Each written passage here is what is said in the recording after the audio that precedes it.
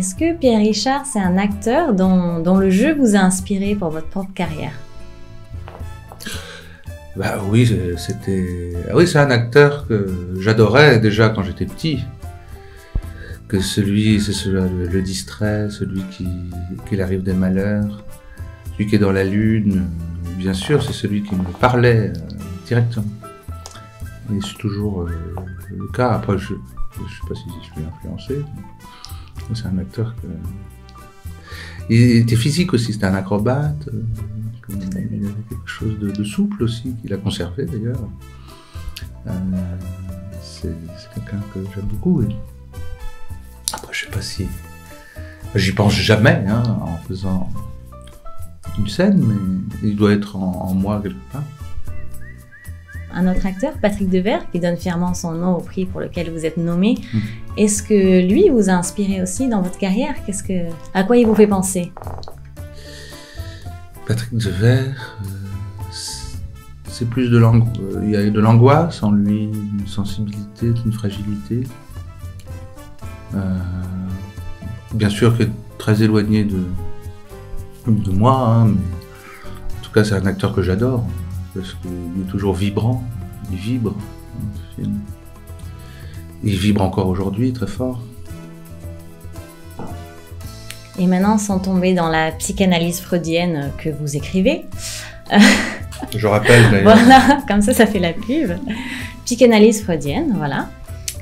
Dans le film Le Grand Bain, qui a été largement célébré cette année, votre personnage Thierry, il est victime d'un manque de reconnaissance sociale et même de brimade de la part de ses confrères. Est-ce que c'est une situation existentielle que vous avez connue dans votre vraie vie? C'est-à-dire le manque de reconnaissance, le sentiment de ne pas être à sa place ou d'être sous-estimé? Sous-estimé, non, j'étais bouc émissaire, c'était assez longtemps, moi. Donc je connais bien. Mais c'était en même temps une place que j'aimais bien prendre. Donc je me sentais pas sous-estimé du fait qu'on m'appelait poubelle. Ce soir je serai la poubelle pour aller danser. Donc c'est comme ça que je le prenais. Poubelle la vie. Donc ça vous fait commettre un peu des actes manqués dans votre carrière d'acteur aujourd'hui, malgré tout, c'est des souffrances de l'enfance, mais qu'on conserve. Non, ce n'est pas forcément une souffrance, parce que j'en jouissais, comme je vous l'ai dit. C'était l'adolescence. Alors l'adolescence, c'est des sentiments très contradictoires, bien sûr. On se fait moquer, mais on aime ça. Enfin, en tout cas, je dis on. Enfin, c'était mon cas, donc il n'y avait pas forcément une souffrance. Vous avez beaucoup de second degré en vous. Peut-être, mais enfin, il était temps d'en sortir en tout cas. Il fallait pas que je reste là-dedans, dans cette position. Bien sûr. Et en parlant de reconnaissance, est-ce que le fait d'obtenir des prix aussi prestigieux comme le César ou peut-être le diplôme Patrick Devers, je vous le souhaite, est-ce que ça vous redonne espoir ou même une sorte de revanche sociale en fait, de voilà, j'en suis capable et je vous le prouve?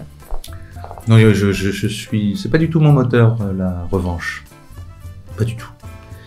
Donc, je suis heureux si jamais j'ai un prix. J'ai jamais eu de prix dans ma vie. Ah, si, j'ai eu le bac. Bravo. Et le brevet des collèges. Et donc le brevet des collèges. Mais donc c'est évidemment une joie d'abord pour les parents. J'ai eu le César l'autre jour là. Ma mère, elle était vraiment sur un autre, elle était propulsée dans un autre pays, quoi. Elle était complètement... Elle ressentait de la fierté. Ben voilà, ça fait plaisir aux parents. J'ai vu d'ailleurs votre portrait familial très réussi. Ils étaient au courant qu'ils avaient été pris en photo? Pour une pochette de disque? Voilà. Bien sûr, ils étaient au courant. D'accord.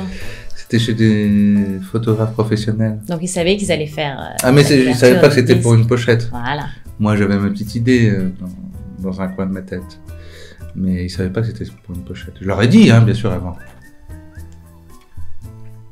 Et dans votre carrière d'acteur, est-ce que vous pensez, parce que chaque acteur le vit différemment, que la carrière, elle est très linéaire et très logique? Ou est-ce que vous pensez qu'à chaque film nouveau, on remet à plat tous ses fondamentaux et on refait en quelque sorte sa réputation, ou non? Ou est-ce que vous pensez que vous avez acquis une certaine reconnaissance et donc une réussite qui fait que votre carrière est déjà construite? Ou vous pensez que justement, on recommence tout à chaque film? C'est-à-dire que vous avez utilisé le mot penser 4 ou 5 fois dans cette question. C'est vraiment un mot que je ne connais pas. Parce que je ne pense pas. Pour être acteur, je pense que... Enfin, c'est comme ça que je le vis, quoi. Je ne pense pas ni à l'avenir, ni au passé. C'est juste un moment présent. On m'habille, on est très entouré quand on fait ça. Là, j'ai un jean, par exemple.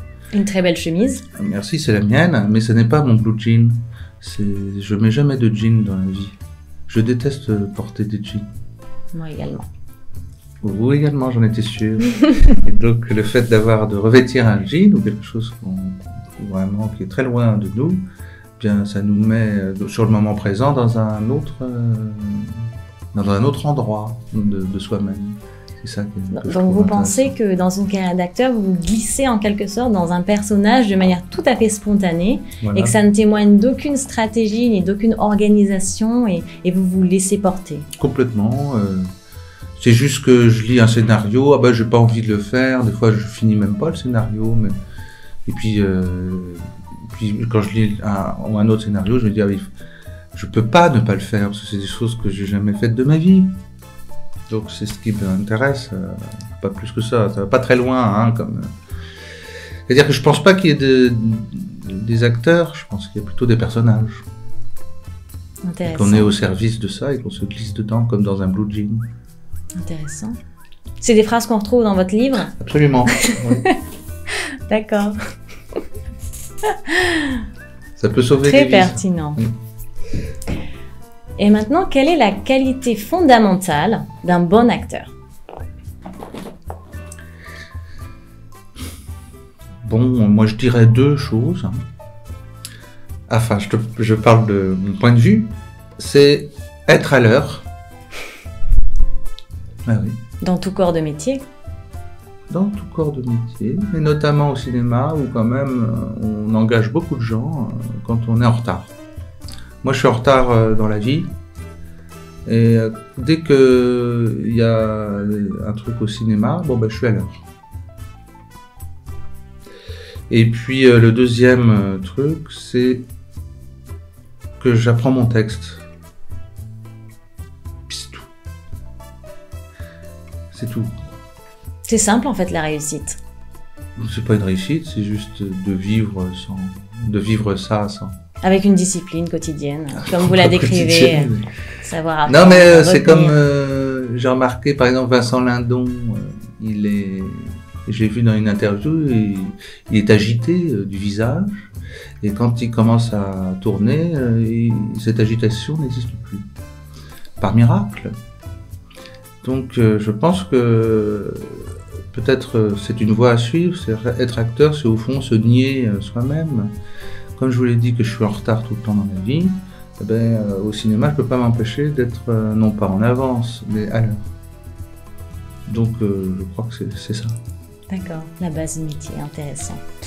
C'est l'inversion de soi-même, si on veut. Je vois. Et maintenant, concernant les tournages, oui. Quelles sont les scènes que vous préférez tourner? Est-ce que vous aimez les scènes d'amour où l'érotisme est poussé à son paroxysme et ça vous ressemble tout à fait? Ou est-ce que vous aimez les scènes de bagarre très viriles ou les monologues? Qu'est-ce qui vous fait vibrer? Qu'est-ce qui vous stimule? Ben, tout est intéressant à jouer, mais ce qui me stimule quand même, c'est les scènes d'action. Oui. Pour la première fois, là, je fais un film où je joue dans un film où on est poursuivi. Il y a des coups de boule, des dérapages, il y a des hélicos, des doigts retournés, je reçois un couteau dans la cuisse. Enfin, il y a une multitude de choses à faire qui sont passionnantes. Donc là, pour la première fois aussi, je n'ai pas fait beaucoup de films, mais enfin pour la première fois, je rencontre aussi un corps de métier dont j'ignorais tout, ce sont les cascadeurs. Vous ne faites pas vous-même les cascades? Non, non. Ce serait moche, je crois. Non, mais bon, ils m'apprennent à tomber, on apprend à tomber, à recevoir un coup, à en donner. C'est des choses qui peuvent être très utiles dans la vie. Et ce corps de métier, cascadeur, vraiment je découvre quelque chose de fascinant, tout simplement. Ça me fascine. Ils me parlent de leur métier, vraiment. J'avais complètement omis de mon côté ce côté du cinéma, qui est pourtant vieux comme le cinéma, la cascade. Alors ça me plaît beaucoup. À jouer. C'est des choses que j'ai jamais fait. J'ai hâte de voir. Et maintenant, dernière question. Est-ce que vous pensez qu'il faut toujours garder son âme d'enfant, peu importe l'âge, et que du coup, on doit tout le temps rêver? Est-ce qu'aujourd'hui, vous avez encore des rêves nouveaux? Non. J'en ai jamais eu de rêve. Je rêve quand j'ai les yeux fermés. Non, j'ai pas de rêve. Et dans le sens âme d'enfant, c'est-à-dire cette capacité à s'émerveiller de tout et des choses très simples, qu'est-ce qui vous émerveille dans la vie quotidienne ou dans votre carrière? Pas tout. À part les cascadeurs, bien sûr. Oui, j'ai une capacité d'émerveillement, oui, de ce côté-là, qui n'a pas flanché du tout. Au contraire. C'est-à-dire qu'un émerveillement en emmène un autre. C'est comme un paysage qui s'ouvre petit à petit. Au début, on voit ça par le trou de la lorgnette, quand on est enfant. Donc, il ne faut pas croire que ce soit une âme d'enfant, au contraire. Je pense que plus on s'éloigne de l'enfance, plus le paysage s'ouvre, et qu'on trouve ça merveilleux. C'est comme ça que je vois l'évolution de la race humaine.